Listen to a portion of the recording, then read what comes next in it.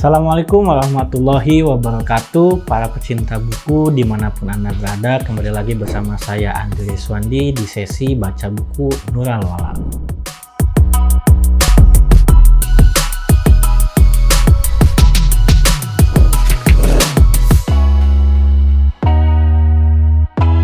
Baik, kita akan melanjutkan ke bagian 14 yang berjudul Laila di Taman.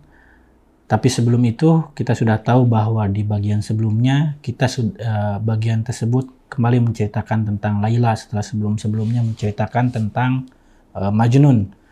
Kembali di bagian ke-14 ini akan menceritakan tentang Laila, berjudul Laila di Taman. Di taman bunga-bunga tersenyum dari semua pohon. Pagi ini bumi telah mengibarkan bendera kembar. Tulip merah dan mawar kuning. Tulip melemparkan kelopak merah terang dengan bintik hitam matahari. Di atas karpet hijau zamrud di halaman yang masih berkilauan dengan mutiara embun. Seolah-olah sedang bermain, bunga violet bersembunyi di batangnya yang panjang dan melengkung.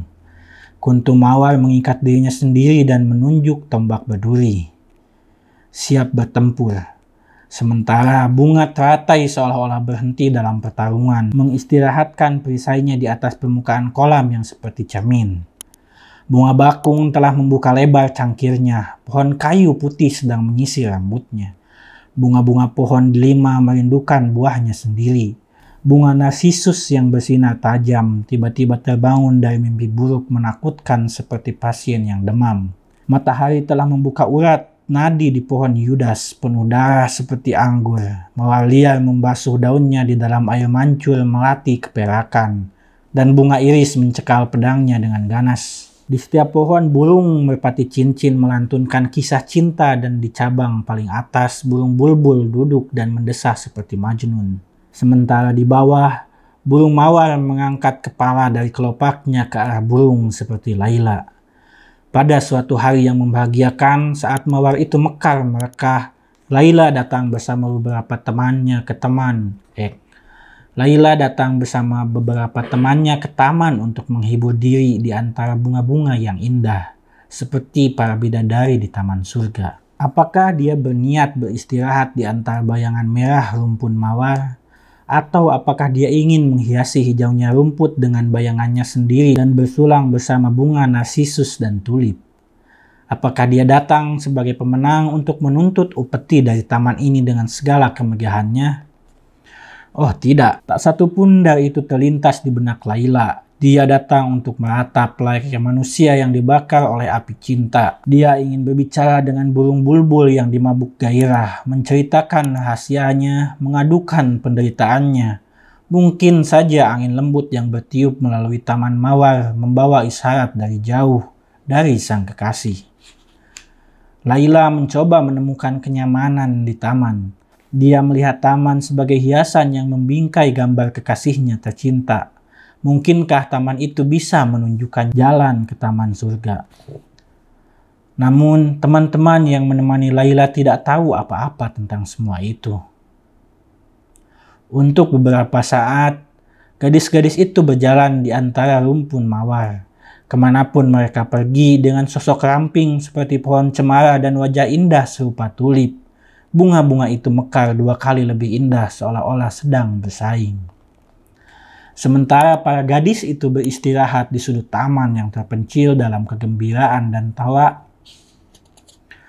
Laila berjalan sendiri tanpa disadari dan duduk jauh dari mereka di bawah pohon rindang. Di sana dia bebas mengungkapkan ratapannya seperti yang diinginkan hatinya, laksana burung bulbul di musim semi. Oh kekasih hatiku, dia menghela napas. Apakah kau diciptakan bukan untukku dan aku diciptakan bukan untukmu? Oh, pemuda mulia dengan hati penuh gairah. Betapa dingin napas perpisahan ini. Kalau saja kau sekarang berjalan melewati gerbang taman ini untuk menyembuhkan hatiku yang terluka. Kalau saja kau bisa duduk di sebelahku, menatap mataku, memenuhi keinginan terdalamku. Kaulah pohon pinusku dan akulah cemaramu. Tetapi siapa tahu mungkin kau telah sangat menderita demi diriku sehingga kau tak bisa lagi menikmati cintaku atau keindahan taman ini. Sementara Laila memimpikan kekasihnya, tiba-tiba suara nyaring terdengar. Seseorang melewati taman bernyanyi untuk dirinya sendiri. Suaranya terdengar asing, tapi puisi yang dilantunkannya itu amat dia kenal. Laila segera dapat mengenali puisi gubahan Majnun itu. Majnun tercabik oleh kesedihan dan derita. Namun, taman Laila mekar seperti saat musim semi tiba. Bagaimana mungkin cinta Majnun tumbuh bahagia dan merekah senyumnya jika anak panah melukainya. Ketika mendengar puisi sedih ini, Laila pun menangis terseduh-seduh begitu pilu sehingga air matanya laksana dapat melunakkan batu. Dia tidak tahu salah satu kawannya tengah mengawasinya penuh rasa ingin tahu. Gadis itu mengikuti Laila. Dia mendengar lantunan puisi orang asing itu dan melihat air mata menetes di pipi Laila. Dia terkejut dan takut. Pulang dari taman, dia pergi diam-diam kepada ibu Laila dan ceritakan apa yang disaksikan. Sang ibu kehilangan akal seperti burung yang terjebak dalam perangkap. Apa yang harus dia lakukan? Dia merasakan derita putrinya, namun sekeras apapun dia berusaha, dia tak dapat menemukan obatnya. Aku tidak boleh membiarkan Laila melakukan apa yang dikehendaki hatinya, katanya kepada dirinya sendiri. Pemuda itu orang gila, dia akan menulari Laila dengan kegilaannya. Tetapi jika aku meminta Laila bersabar, dia tak akan dapat menahannya. Dia mungkin akan hancur dan aku pun binasa bersamanya. Penderitaan putrinya menjadi siksaan baginya sebagai seorang ibu.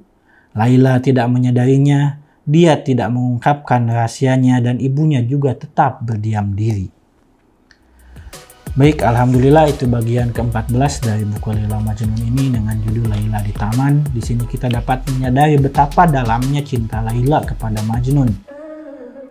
Dan ketika dia mendengar gubahan puisi atau ghazal yang diciptakan oleh Majnun yang dilantunkan oleh orang yang melewati tamannya, dia langsung menangis karena di sana dia tahu bahwa Majnun di sana atau Majnun di luar sana sangat menderita. Baik, sampai bertemu di sesi selanjutnya. Assalamualaikum warahmatullahi wabarakatuh.